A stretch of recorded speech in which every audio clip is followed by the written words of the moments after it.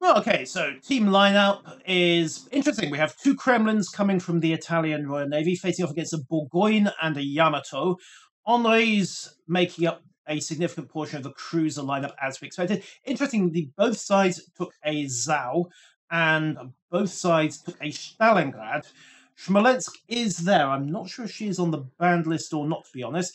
And now we should have one of the early improvements to these things. Well, there we go, yes. Spectator boats now automatically explode. That's why we don't need co-casters anymore. It is a distinct improvement. Although I have got to have words with my crew about smoking in the magazines. So, let's see what comes of this initial shakeout. Venom moving up onto the anchor point north of point B. That is a fairly sound tactic. It lets him get into cover, lets him use his radar to deny point B, or at least mark it to anyone in the general area. We have the Yeyang of Lord Meru pushing out west-southwest towards point A. We'll see an early push there. And I suspect that Doc Mail is going to have a little look at sea, just to see, well, what he can see at sea, on the sea, and possibly under the sea as well if he's not lucky.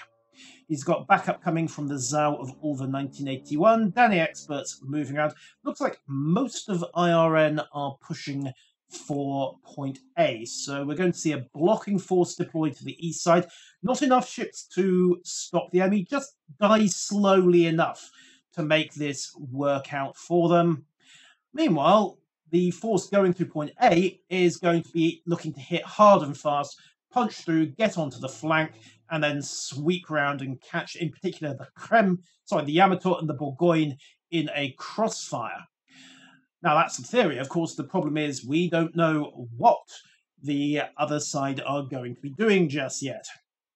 So, with no carrier, of course, both teams are fighting blind until they actually contact their destroyers. And there we go. First contact. 99999999999999999. Of course, gets an early spot. Gets some early high explosive coming his way. Venom getting in there with a snapshot from the Des Moines guns, and he's taking advantage. Those shots are missing. Looks like they're either straddling or landing short. The Shimakaze of King 205 getting an early in, and Lord Meru is running radar in the Yeyang. Slightly unexpected move there. It means he hasn't taken smoke. However, he may not need to. King 2005 suddenly finding himself the centre of attention as, well, let's face it, an awful lot of automatic gunfire is coming his way. But in order to hold contact, Lord Meru's had to advance up. Remember, that Yeyang's got radar, doesn't have smoke. He can't just break contact and disappear. And Lord Meru, at that point, well, he's kind of achieved his objective in a sense, given that he has forced the Shimakaze of King 2005-517 to back off with damage, but he's traded a fair bit of health in the process, and down to half health, and I don't know if there's a radar locked on him. I don't think so. It's mostly speculative fire, but it did cost him to get that initial... I think stalemate's the right word for it there. Neither side in possession of A. Meanwhile, over at point C, we have another stalemate between the Gearing and the Grozovoy. Doc Mail is speculatively firing into the smoke cloud left by GGHF. GGHF, I suspect, is no longer there, given that point C is not being capped either. Doc Mail, understandably, not in a hurry to go barreling around a blind corner, particularly since he now knows that GGHF has done a 180. He also knows that there's a Stalingrad lurking just to the south, so it doesn't really want to get within 12 kilometers, but that cap timer is ticking, and if GGHF can sneak cap C out from under IRN, it's going to make life very, very awkward from them, which is probably why Doc is still quite happy to chuck speculative gunfire into the smoke cloud and hope that maybe he can pick something up by way of a target, and we'll see him basically pattern bombing that smoke for the next two. We'll also see torpedoes coming off the Zhao. My guess is those are the long-running 20-kilometer torps, given the speed. Normally, perhaps not the best choice of torpedo, but smoke screens block line of sight. So if the Grozovoy is still sat in that smoke screen, he is not going to see him until it's too late, and it only takes one with those warheads. King 2005 made another push for A, but oh, he's going to regret this, and we might see the first blood of the tournament here. However, he did dump his torpedoes. Gortan seeing some early contact there. We're going to see one connect, but he manages to get the bow round and dodges the remainder of the salvo. 2005 breaks contact, but again, that's cost him a lot of health. Neither side really wants to be pushing their destroyers in too aggressively here. And I should know, I am something of an expert on overextending, and both sides are playing a very cautious game here. In fact, Doc Mail has actually run into point C, jammed it, started the decap process, so he is about 1/3 done there. But that Stalingrad is in the area, and I suspect we're going to see a radar going live on Doc Mail. Yeah, there we are. Everybody's opening up and looking for some quick kills. Of course, in order to do that, GGHF has had to unmask as well. He's gambling, basically, that he can get behind the iron and get defilated from Ulver Zau before he explodes.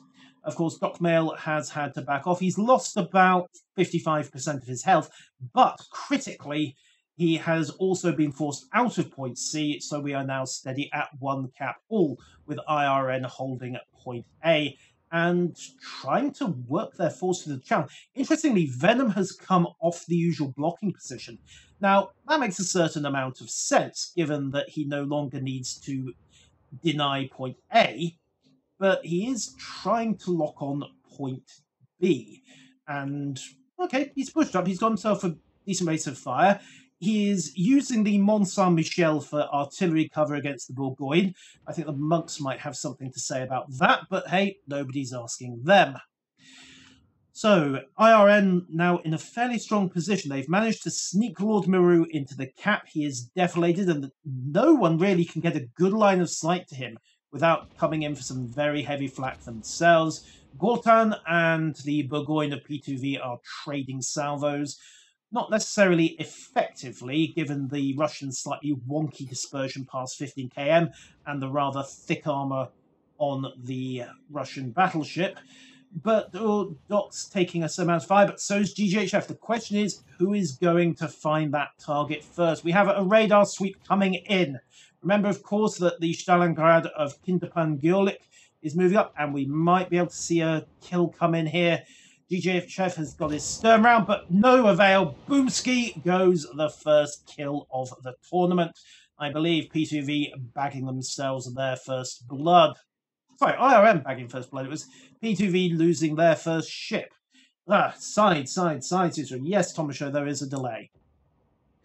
So, that gives them a side advantage. Meanwhile, in point B, Lord Meru has successfully sneaked the cap and is now working his way back round to the northwest in accordance with the first maxim of stealth. Be other than where the enemy thinks you to be.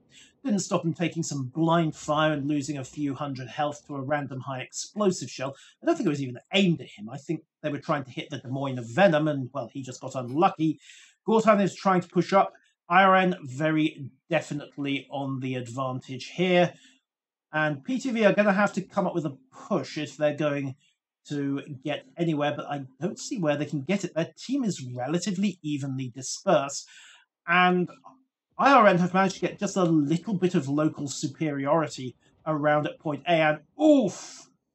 Ooh dear, 18-inch guns through the bow say farewell to Jasper 115, and that was one of P2V's key anchor points to the south of B. Now the question is, can IRM push forward? Because while they do have numerical superiority at this point, they're in a kind of awkward situation here, simply because they have lost Doc Mail on the quiet.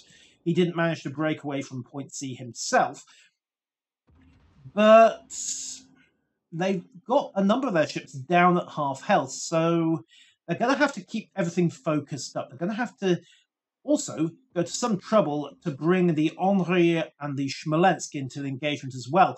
And Danny Expert there's just had to turn southwest and reverse in order to avoid torpedoes. We have a second wave coming in from the Shimakaze. Francis L has seen them comfortably have time. He'll have no trouble torpedo beating that. However, Justin War has been picked up on radar, and I think we might have a bit of accidental bump from... Yeah, there we go. Dan Expert takes one on the bow from the Shimakaze. That will have flooded him. And of course, because it impacted outside the belt, he took full damage as well.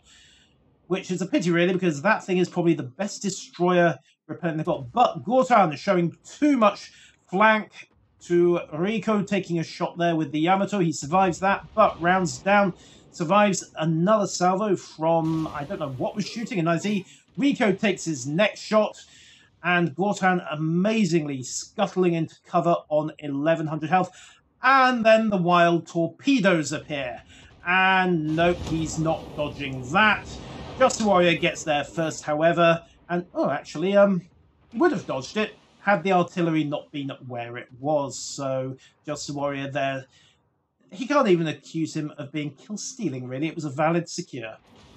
Unfortunately, as a consequence, it's now raining shells over in I1 because everybody suddenly wants that Zhao dead before he lights any more fires. So, smack. However, he's not there anymore. Just a Warrior will have changed his course to get off the line of fire as fast as he can. He'll be circling around and looking for his next victim. Lord Mero, meanwhile, is eyeing up some torpedo shots. He's dumped deep waters and is pushing away north to reload.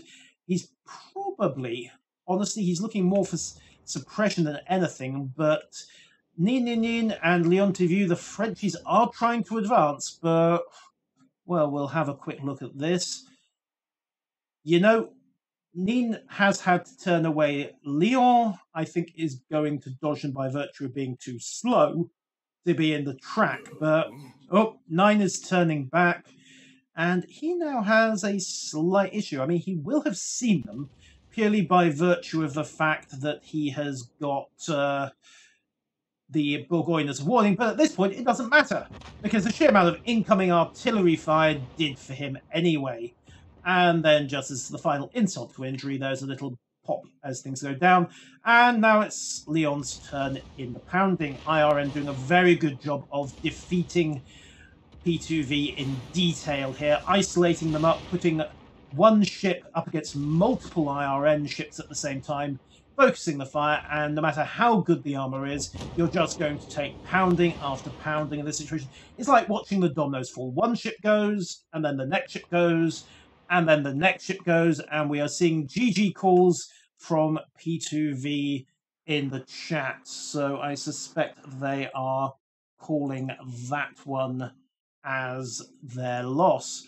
Still, they're going to push it right to the end. 970, 15 seconds to the win. Guaro moving in. Are we going to see a last ramming action before this ends? Probably not. There isn't enough time for the ships to kiss. And again, get out the silver paint. Witness? No. No witness. So, a solid win there for the Italian Royal Navy.